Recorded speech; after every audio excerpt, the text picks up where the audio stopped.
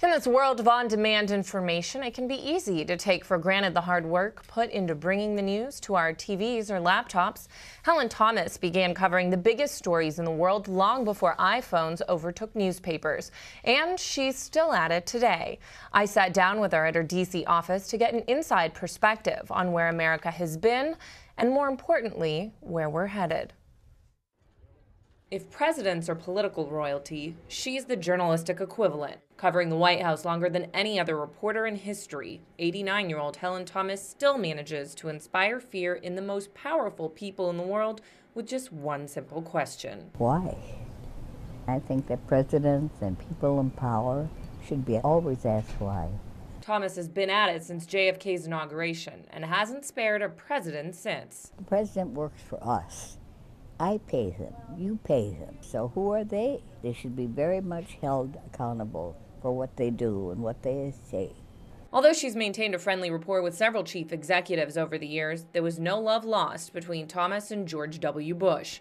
After she pressed him on the Iraq War, he refused to call on her, revoking a privilege she had earned to ask a question at nearly every press conference since the Kennedy administration, as well as her tradition of ending briefings with the line, "Thank you, Mr. President."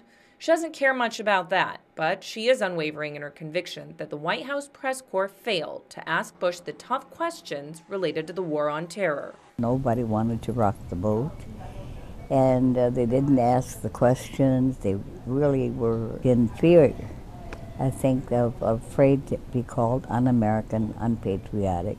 They let the country down. There's no question about that. The only issue that gets Thomas more riled up than war is health care. Where is their heart? What has happened to us? Every Western civilized nation has free medicine, has health care. For someone who claims they don't easily get nervous, she says the escalating arguments surrounding the health reform debate are truly frightening. I think it's one of the most dangerous atmospheres that I have ever experienced as long as I've been in Washington. A climate of hate. Although Thomas promises she's not part of the so-called media love affair with President Obama, she does admit he's okay for a politician. He doesn't walk on water for me, but I think his heart's in the right place. I think he's trying very hard. He's a very good person. And I think he has a certain amount of credibility, as much as maybe any president. They all dance around.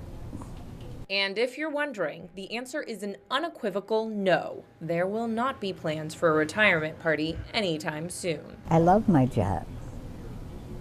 I mean, I think I'm so lucky, very lucky.